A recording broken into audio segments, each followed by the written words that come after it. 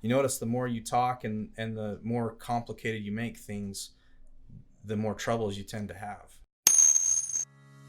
Welcome to the Achieve Today podcast, where you will learn valuable insights, tips that work, and expert strategies on how to overcome your limiting beliefs and progress towards achieving your goals, not tomorrow, not the next day, but today. My name is Jake Mix, and I am your host for this podcast episode, where we will be diving deep into some practical communication skills. And to help us do so, we have longtime expert and executive coach, Mr. Jed Pfaff. Thank you. How are you, Jed? Good, way good. Good. It's good to have you on the podcast. I appreciate it. Well, this is exciting. This is our second week with the professional mic, so you get to be a part of this, which is nice. Your voice sounds good, so we're excited to have you on. Okay. Jed has been with Achieve Today for how long? Officially since 2015. Okay, it's 2015, so it's been, 4 years? Yeah. Wow, yeah. 4 years. That's insane. I didn't realize it was that long. So 4 years now, but he's been coaching long before that, about 25 years of experience, and especially with communication. So we're excited to be able to talk about this, and let's get right into it, Jed. Okay. I want to talk about some practical things, and we have some questions from students on some real specific situations and scenarios with communication skills. But I'd first like to know what makes the difference between someone who's just excellent in communication and then someone who's just average or maybe even low level. What's the difference? What are some principles to always remember when it comes to communication? Yeah, so you gotta put yourself in the other person's shoes. So whenever you're practicing empathy, empathy versus sympathy. Sympathy, you feel bad for somebody after something happens. Okay. Empathy, you're feeling bad before something happens. And so when it comes to communication, it's good to listen and to make sure that you're basically focusing in on what they really are trying to convey, send out and receive, and not just interpret it. And with your own paradigm shifts, and we'll talk a little bit more about paradigm perception, kind of where you're sitting around the campfire. Okay. But if you really use active listening and you're repeating back to that person, now I hear you saying this, right? I kind of, depending on if they're a visual learner or an auditory person, I see that you're saying this is kind of how I'm taking that. Is that what you mean? Give them the option and the opportunity to clarify anything, so there's no miscommunication. An average communicator will just say yes, yes, and then they'll insert their own paradigm shift. Or in today's world, they'll be on their phone while they're talking. That's a common one, right? Yeah.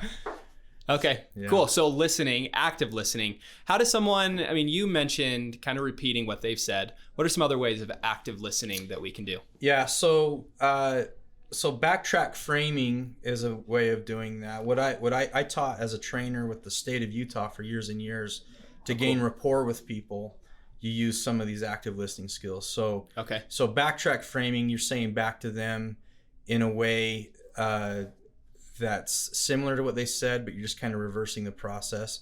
So if I said, Jake, what's your favorite type of pizza? What do you like and why do you like it? Man, I love pepperoni, just because it's simple and to the point.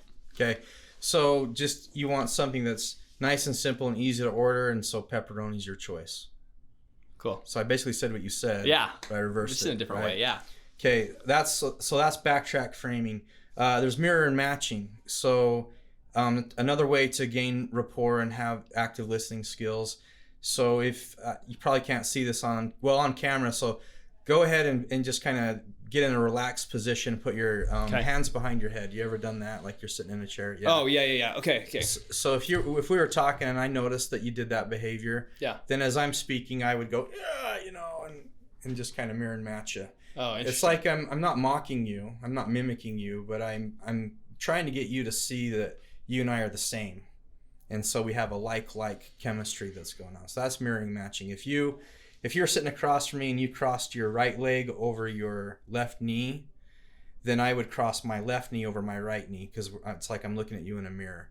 So those are little physical kinesthetic cues with body language to gain rapport and also get somebody into the zone with that chemistry for good communication with body language. Interesting. Yeah. Well, one of the questions that was asked is about body language. Yeah. But I mean, how does that work? Do people just see that you're kind of mimicking their actions and so they're more respondent to you, or like, how does that work? Well, body language, it's called analog communication, and Sure. it's everything. So like when I worked as a corrections officer for the state of Utah, if a kid was pacing in the cell back and forth, you would pace with them. And if they were yelling, when I get out of here, I'm going to do XYZ, and you're like, you match them. You're like, no, you're not. You're going to calm down. You're going to come out and have a good day, And then you pace with them. You pace back and forth, and then you slow them down, and you get them to a point where they're coming down to baseline.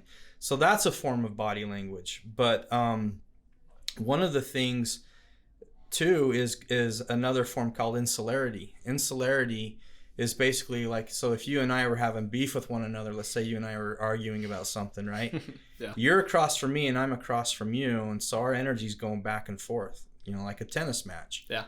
Well, that's good and fun when it's a good and fun thing, but if it's like a hostile moment, or it could be like a weird awkward moment, insularity is basically getting the other person to see that you're on the same team with them. So what I would do is I'd posture myself so that we're shoulder to shoulder and we're facing out.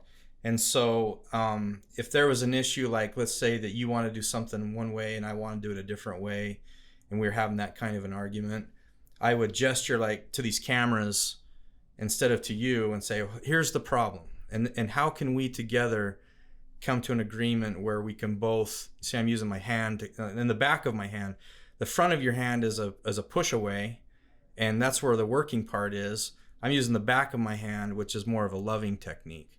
Wow. So just little subtleties like that, Now you might, like, if you're really hostile and you think I'm the problem, you'll probably subconsciously keep pushing and removing yourself so that you're in front of me face to face, and I'll just have to keep shimmying over to get shoulder to shoulder with you to get that rapport with you. Yeah. Until you realize that I'm not your problem, you're not my problem.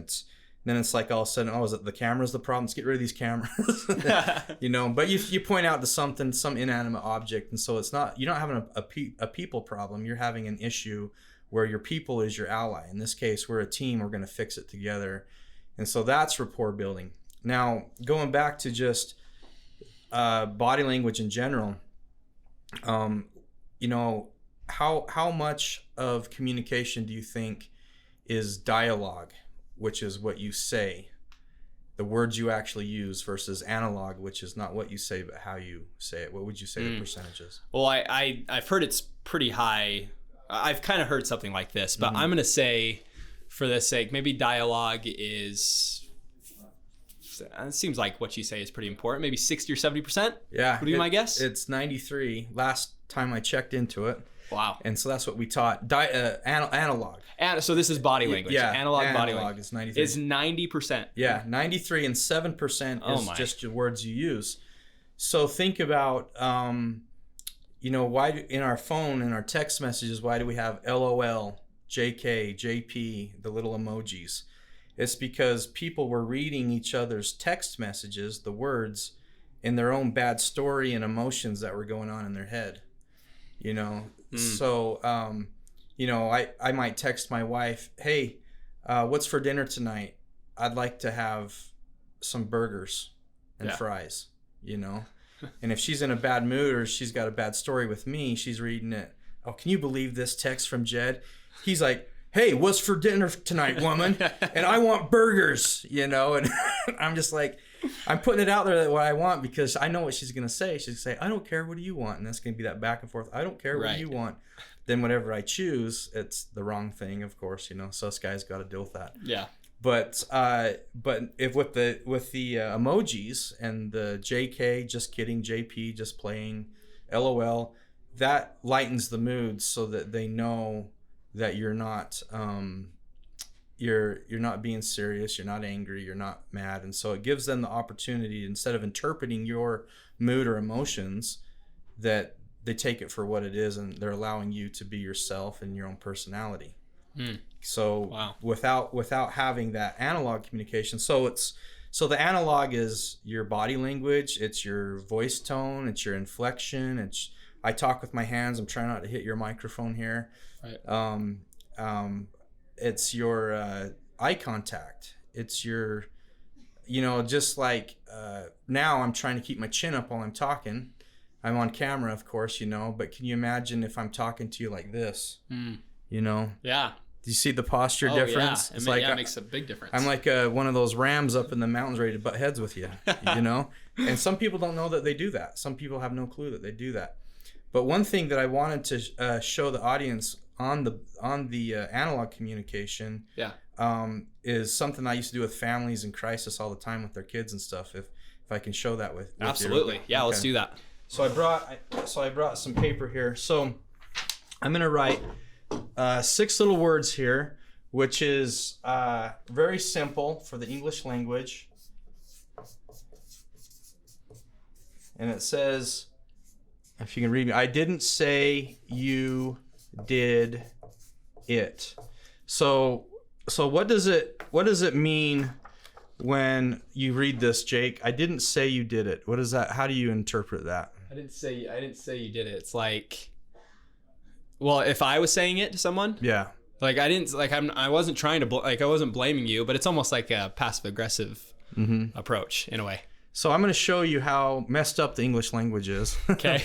And all the other languages. We're just going to emphasize each of these words. Okay. Okay. So the first word that we're going to emphasize is the word I. So if you were to read this, how would you emphasize the word I when you say I didn't say you did it? I didn't say you did it. Like how would I interpret it? Yeah, or how would you say that if you were to with emphasizing the word I? So read it with the I didn't say you did it. Good. So it's like I didn't say you did it. Right. Okay. Which means I didn't say you did it. It's like, but someone else did it. But I think someone else did it. Right. Not me. No way. No how. Yeah. Right. Yep. Okay. Now we're going to emphasize the word didn't. How would you read the word didn't? I didn't say you did it. Good. So this one, I want you to make a fist and go, I didn't say you did it. I didn't say you did it. What does that sound like? Like you're angry at the person. Yeah. Like no way, no how. Yeah. Don't even accuse me because I didn't say you did it. Right. Now we're going to emphasize the word say. I didn't say you did it. Yeah. I didn't say you did it. Okay. Here's how I emphasize it. I'm going to go, well, I didn't say you did it. Yeah, exactly. I didn't say you did it, but I might have been like pointing at you behind your back, right? Right. Ratting you out. So now we're going to do you. How would you do that one? I didn't say you did it. Good. Yeah, I didn't say you did it, but maybe your friends, people you're associated with, are guilty by association, right? Right. And then did. I didn't say you did it. Yeah, I like doing this one. It's like, well, I didn't say you did it. I didn't say you did it, but you were scheming it, you were thinking about it, you're planning exactly, it. Right. Yeah. And then the last one is kind of the same, a little bit different. I didn't say you did it. Good. Yeah, same kind of thing. Well, I didn't say you did it, but maybe something along those lines that got you in trouble. So isn't that crazy? Like 6 different ways to interpret one single simple sentence. And then we have other things too. So we have people that are auditory, they hear things. There's people that are visual, that see things. There's people that are kinesthetic learners. But there's also sing-song. Sing-song is one of my favorite ones. So if somebody did something or they're trying to get me to believe them and I went, what does that mean? Like, yeah, right. Yeah, right, sure. And so, but I'm not saying one single word. I'm just going, Our moms would do that to us, right? When they're asking us where we've been. Right. And then they'd ask you where you've been and you'd go, I don't know. There you go. You're saying I don't know, and I'm not even saying a single syllable that makes a word, but you know exactly what I'm meaning. Right. Other body language stuff. Just really quick, if you ask somebody to do something and they touch their shoulder, like if they scratch their shoulder or they're rubbing their shoulder, they're shaking off responsibility. and they won't do it. You don't want to do it. Yeah. So when I ask my kids, hey, will you clean up the yard before we get home? We got company coming, and they're like, I guess. I'm like, oh man, you guys aren't gonna do it. Yeah, we will, Dad. I promise. No, you're not gonna do it. Yes, we will. Why are you saying that? I go, because you touched your shoulder. What? You're crazy. I touched my shoulder? Yeah, you're shirking off responsibility. You're not going to do it. Sure enough, come home, something else came up, didn't get done. I didn't do it. Hips move you through life. I have like no cartilage in my hips. I've been doing the Joe Dispenza thing, talking to my little hip socket, saying, hey, hold it together, guys. I don't need to feel the pain. I know there's no cartilage. I know it's bone on bone. Right. I'm not taking any pain pills at all anymore. And you probably notice I don't walk. You probably see me get bucked off the razor a couple times, and I didn't buckle and go into pain on the ground from a broken hip. Your lower back represents support and money and things like that. When you look up, you're looking for inspiration. Up and to the right is your creative side. Some people say, oh, they're lying. But that could just mean that they're just trying to find a way to say things the right way. Up and to the left is your filing cabinet, so you're looking for facts and figures. Down is to your heart, and then even to your ears. What's on the side of your head is your ears. When people talk and they're answering and they're on the side looking at the sides of their ears, they're actually listening. What are they listening to? Are they listening to past voices from parents, right, and teachers and authority people?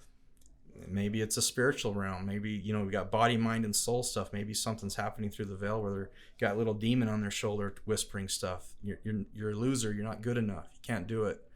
Your little guardian's over here. Don't listen to him. Over here, listen to this one. Yeah. So there's all sorts of things with the analog communication that goes into it. Well, you could probably honestly do a whole podcast on that. Yeah. And we've talked quite a bit about it. So that's awesome. And that's what we might have to have you come back and do again is something more modeling, because it's fascinating. It really is.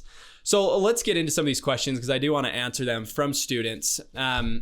So these are very specific scenarios that students have called in and asked. And I think some of these things you could answer. So number one, this one's from Chelsea. And she says, how do you bring up a difficult discussion where correction needs to happen, but the other person won't take it well? Yeah, that's a big one. One of the biggest parts of your personal progress in life and personal development is to have hard conversations with people.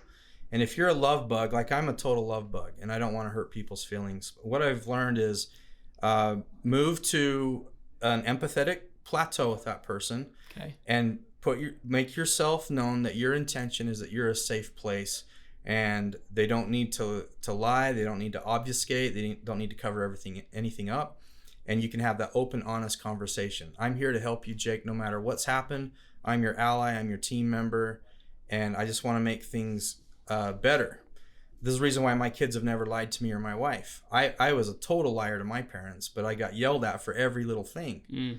And when I became a parent, and one of the things I had to change was my honesty and my self-honesty. And I made it so that my kids could come to me for anything, because I wasn't going to punish them.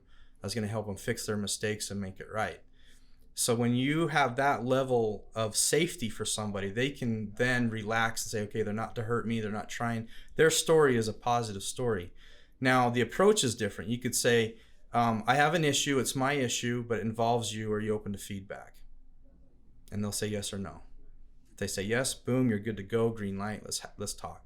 If they say no, I don't want to talk to you. I don't want to hear with you. Okay, well, there's this chasm between us. I want to bridge that gap sooner than later. Yeah. So let me know when you're ready. You leave the ball in their court.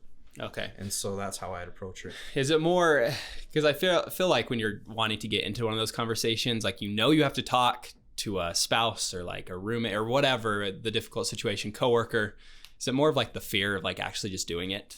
Yeah, there's usually triggers, and I call them not even triggers, but little dominoes that are set up to set off the whole chain reaction of all the other dominoes from bad stories. The bad stories lead to negative emotions. The negative emotions lead to negative thoughts. That regenerizes the bad stories. So now we got trauma, we got PTSD. And then the thoughts, if you don't clear on that, they become beliefs, especially if you speak them. So you have negative speech, then you have negative behavior, then you get negative results in life. Whereas if the story's good, then the thoughts are positive, or the emotions are positive. The emotions are positive, the thoughts are positive and helping out. The behavior is better, the speech is better. So everything starts with the story. Everything we do, what's the story that you're being told? If you can't talk to this person because it's going to be World War III, that's a bad story. Yeah. As opposed to, this person would never want to hurt me. They're my friend or my family member. I can tell them anything. You feel the difference in energy. Oh, absolutely. Between that. So go in with a good perspective in the first place. Yeah. And if you have the mindset that this person only has the best interest for me and they would never hurt me, because that's not what friends and family members do. They don't hurt people. Then you're okay to be completely and totally honest.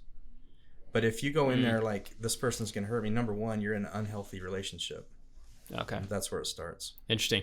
Well, and that actually, I was looking at the second question here, and that might answer it. But Joey asks, whenever I have an opportunity to network with someone important, I always get scared. And how do I overcome that fear in my communication? Yeah, the story. It's the same thing. The story. So I'm like, tomorrow I'm going to talk in Park City with a bunch of like really rich people, business people, and I get to talk in front of them. Oh, cool. And years ago I would have been like shaking in my boots, but now I'm going in there with the attitude that I am just wanting to add to their team and make their life better and easier and more amazing and more fun. And my name's Jedediah, and here I am. And what can I do to help you out? And I want to network with you. I want to be somebody that's an ally and an asset in your life, as opposed to, I'm not as good as them. They're richer than me. They're more successful than me. What can I do to help them? Again, that energy change, right? Yeah. So if you're going towards a mindset of helping out and growing the team, you'll never lose. Okay. Yeah. I love that. Well, and we've already talked about some body language, which is amazing. So we've only have a couple of minutes here. But Jed, I want you to, and it might be a recap here, but what is the number one rule when it comes to communication? What should someone 100% always remember if it's one simple thing? Well, in my office, when I was working with the state, I had a stop sign in my office, but instead of the word stop, it said wait, W-A-I-T, and it stood for why am I talking? So the next thing that comes out of my mouth, is it helpful or is it hurtful? So wait and decide how you're going to do things. The Bible says, let everything out of your mouth be yea, yea, or nay, nay. More or less than this cometh of evil. And that's kind of what that was about. You notice the more you talk and the more complicated you make things, the more troubles you tend to have. Yeah. And so let your communication be simple. Let it be truthful. Let it be full of love and empathy. Let the story be that you're just here as like a little earth angel to help other people out. And everything in this life, there is no past, there is no future, and everything in this present moment is our imagination. And that's for better or for worse, so make it for better. And that's one of the quickest ways to get rid of trauma and PTSD and borderline personality disorder and all of these bad stories that are creating these negative emotions. So you think a good thought and you reel it in with good speech, and you do that with love and appreciation as a feeding tool for the universe. Again, you're not going to lose. You're going to have just good blessings coming your way in life. I love that. So make it as simple as possible. Simple. Make it easy peasy, lemon squeezy. Life is good. Gosh, love that, Jed. Yeah. Well, Jed, thank you. I wish we had more time, and we might have to bring you on again, like I said, for body language or another topic. You have been a great help, and you bring great energy to the floor every single day, and so I really appreciate it. Well, that wraps up the podcast. Thank you for joining today. We've had a great time with Mr. Jed Pfaff, who is an expert at this stuff and can really up your communication skills or anything else in the personal development world. If you are interested in learning more about Jed, go to achievetoday.com/coaches, where you can read a little bit about him and what he's really good at in the personal development world, what he's been trained on, and some of the things that he's helping students to overcome and to achieve in their lives. And if you would like to get a 45-minute free consultation, go to achievetoday.com, where you can fill in your info. You'll be called by an expert who will take you through your life, every area of your life, to clarify, to overcome your limiting beliefs, to identify some obstacles that are currently holding you back, and hopefully get you to the next level with working with one of our coaches, Jed being one of them, or maybe taking a different path that will leave you better than when we found you. So we hope you have a great week. Thanks for joining in, and we will talk to you soon.